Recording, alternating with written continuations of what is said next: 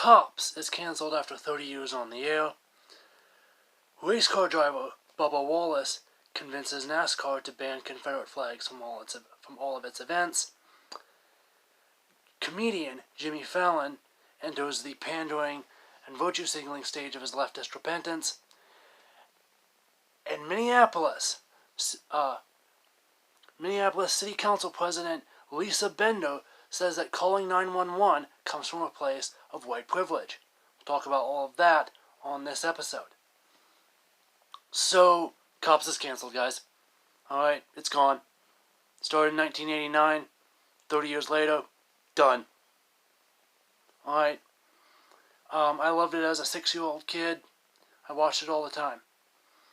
And, apparently the criticism is that it was long considered a racist show. I don't know by who. I don't know by what. Or for what, excuse me. I'm guessing as far as the who, it's probably the Black Lives Matter and Antifa dolts who are looting and burning major cities across the nation. And as far as the why, I have no idea. Okay, I never thought that the show depicted black people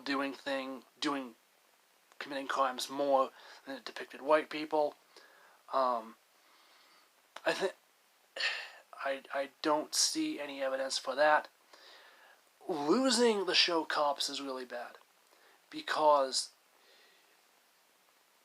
in a nation where now you have black people you have people saying that the cops are hunting them and trying to kill them, meanwhile the police departments are trying to do public relations, is just an absolute nightmare. Alright, and this show allowed for unadulterated, contextualized, filmed real-life scenarios to show you what the cops actually did, both what was on the news and what wasn't on the news. Alright, so it also pulled back the curtain on what happens kind of behind the scenes. And I think that is great, because you're getting to see what your police department really does every day, what and how they function. Alright? When something is sort of happening off to the side, it kind of becomes lost in the smoke, and you don't really get to see what exactly is going on, and Cops took that smoke away and showed you without any flowers or any sugarcoatedness what your police departments have done and are doing. So it's just sad to see that show go. So, moving on, Bubba Wallace, who is a black race car driver within the league of NASCAR, has convinced NASCAR to ban Confederate flags from all of its events.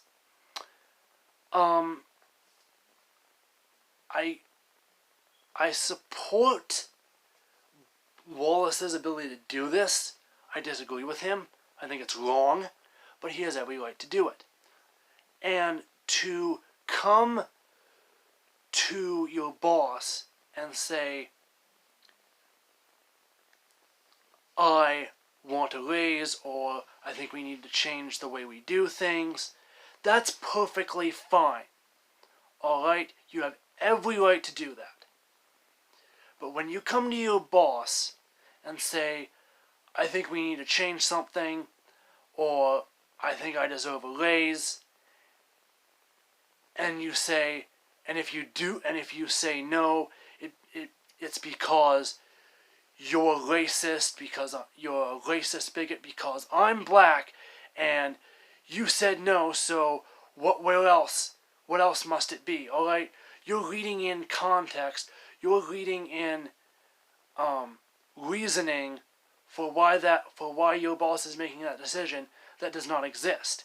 All right, he's saying no because he has considered what you're saying and has decided, well, I don't think that really is going to work. All right, and him being your boss, he is your superior. He has every right to say no to those sorts of things. So the commissioner of NASCAR has every right to say no to Bubba Wallace wanting them to ban the Confederate flag from their events. Also, the fans of NASCAR, by and large, appear to be rather conservative. And I think conservatives don't like it when somebody tells them what they can and cannot do simply because it makes them upset. All right?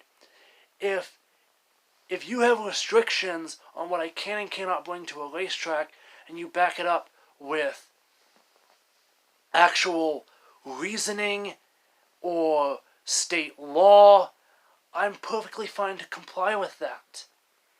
All right? But to say that I cannot bring something like a Confederate flag to a NASCAR event because it makes one of their drivers uncomfortable, I don't care what Bubba Wallace is made uncomfortable by and isn't made uncomfortable by. I am coming to one of your events. I'm a spectator. I should have the freedom to bring whatever I want, provided that I am not insulting mass numbers of people. All right, there is such a thing as if everyone thinks that I shouldn't get to bring that, that's one point. But one person is not everybody at the racetrack. So I'm not blaming Wallace. I'm blaming NASCAR. They need to grow up. They need to grow a spine and say no once in a while when one of their drivers asks for something. They shouldn't have to say yes simply because of his race. Alright? I think they're going to alienate their fans by always pandering to a group of people that I don't think necessarily care all that much about their events. So moving on now. The comedian Jimmy Fallon has now entered the pandering, the pleading, the virtue signaling stage of his leftist repentance, or attempt at repentance.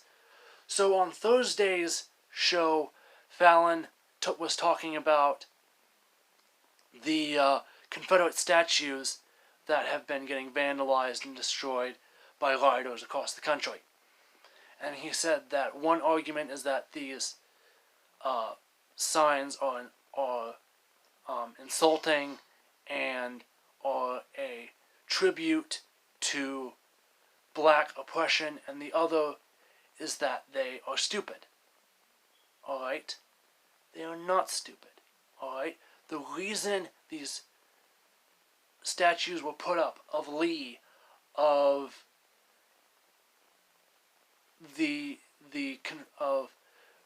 nameless Confederate soldiers, to commemorate all of the soldiers that fought in the Civil War with one statue, is because they were considered great men for their time. They were fighting for what they saw as right. And the reason they put those statues up is because they wanted those men to be remembered long after that generation had passed. And I understand that things change, but history is still history.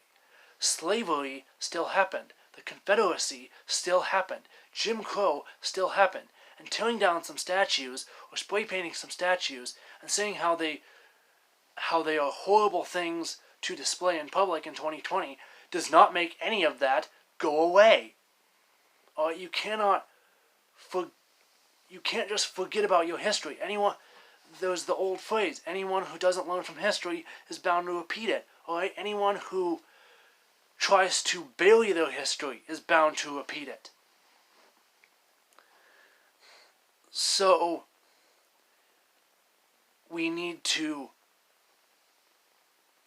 look at these statues and say, yes, this is something that happened, but it is a sign, but it is a mark of our history, and we need to look at those signs as where we've been, and we need to look at those statues as being where we've been, and look at our present state as where we are, and where we are going. Also, sorry, Jimmy Fallon's attempt or idea that he can pander and if he panders and virtue signals enough to the left that they will forgive him, it's just not going to happen. The left does not work that way. Alright? Every sin in leftism is an unforgivable sin. There is no repentance in the religion of leftism. Alright? Within Judeo-Christian morality, you have two kinds of moral code. You have the eternal law, which is created by God. It's existed from the beginning of time and will exist till the end of time. And then you have the human moral code. All right, this is what you are seeing when you look through Leviticus, and you see laws upon laws upon laws that have nothing to do with your life in modern times, now in 2020. And the eternal law is obviously never changing, while the human law changes with time. Within leftism, there is no eternal law. Everything is human law. Everything is on a spectrum. So if we go back to 2019, there was a man in his early to mid-30s. His name was Carson King. He had the fortune, or eventual misfortune, of appearing on the Fox Game Day pregame show for the Iowa State football game last September. And he was holding a sign that said, "Beer Fund needs replenishing, donate now." And then he had his Venmo account. Venmo is a sort of GoFundMe type website. And he got millions upon millions of dollars in donations. He used enough of it to buy himself one 12-pack of beer, and he donated the other multi-million amount to the Stead Family Children's Hospital in Iowa City. And a so-called journalist who had previously worked at the Des Moines Register and was now working for a leftist online news site looked into King's Twitter history and found that when he was 18, he had posted some skits from Comedy Central for his friends to read or look at, and these were things that he found funny when he was 18. So, being now in his 30s, that was quite a while back. And I guess some of the skits used what was quote unquote racially insensitive language for 2019. And King apologized for it and said he was sorry, and they kind of dropped the thing, and they kind of dropped the news. The news moved on from that. What was kind of great was that the journalist who had uncovered this, they went digging through his Twitter history and found the same thing, only a lot more of it. So that was kind of a nice own for King there at the end.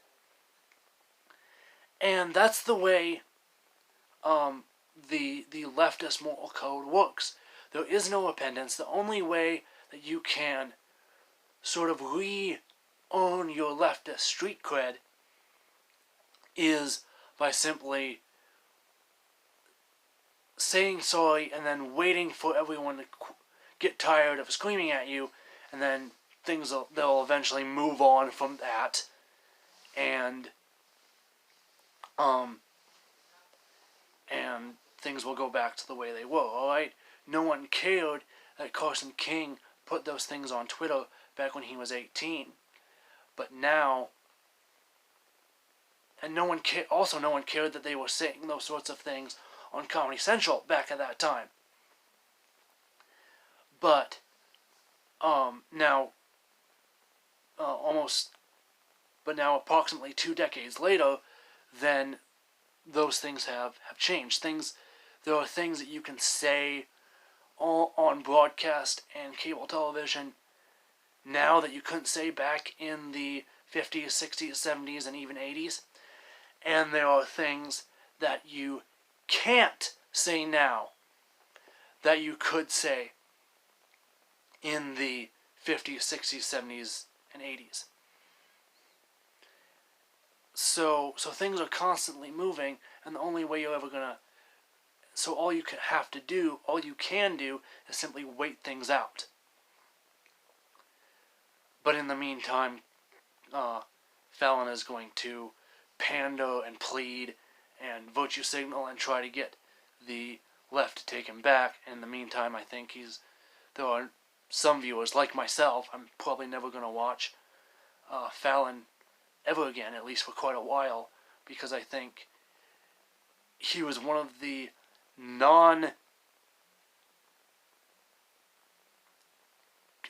he was something to a left center comedian, and he is moving closer and closer to a far left Kimmel or Colbert type comedian.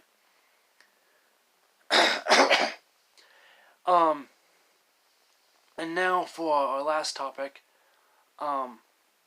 So the president of the Minneapolis City Council, Lisa Bender, was on CNN, and she said that, or I should say that she was on CNN and she was being interviewed. Lisa Bender was being interviewed by the news reporters at CNN. One of the news reporters asked her, well, if my house is getting broken into and there's no police, what am I supposed to do? 911 isn't going to do anything because 911 probably isn't even going to exist. And Lisa Bender's response was that the idea that we should be able to call 911 and that the police should be able to come and do something and help make the situation better comes from a place of white privilege. Alright? To me, that makes no sense. Alright?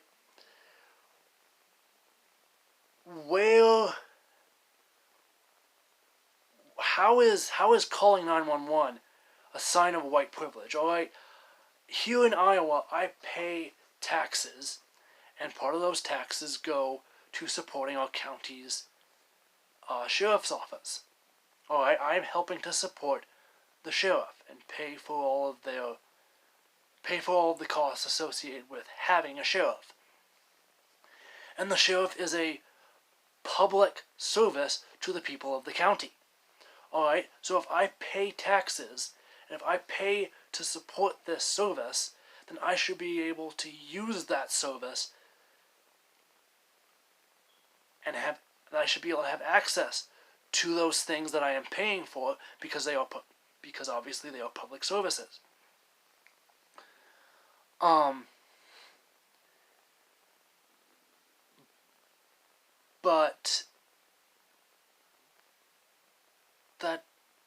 So the idea that calling 911 comes from a place of privilege is a completely baseless allegation. By the way, I forgot to mention her reasoning was that in minority areas of Minneapolis, the calling the police may actually make things worse. Okay, it's sticking with the storyline that the police are horribly racist and that they're hunting down black people like they're the Ku Klux Klan, which they're not. We talked about that in my first video. Do leftists claim that the police are Klansmen? Check it out.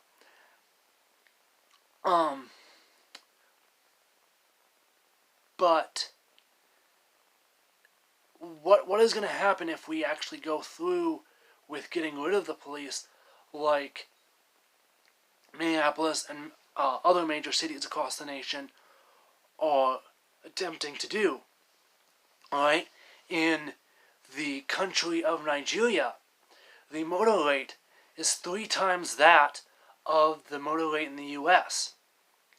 In the African country of Liberia, also in Western Africa, the chances of a teenage girl getting raped by the time she's 16 is among the top 5 highest in the world. Okay? And the reason these countries have these endemic and basic problems that no country should be struggling with to the amount that they are unable to control them is because they have not put in the money and the work of enforcing their laws and actually making people afraid to break the law. Alright? Back in the 1800s, prior to the car, killing a horse was, stealing a horse was a hanging offense, and the reason is because that person's horse was their means of transportation. Okay, it's like stealing a car. Without that person's horse, they had no way of functioning. Someone steals your car, you have no way of getting to work.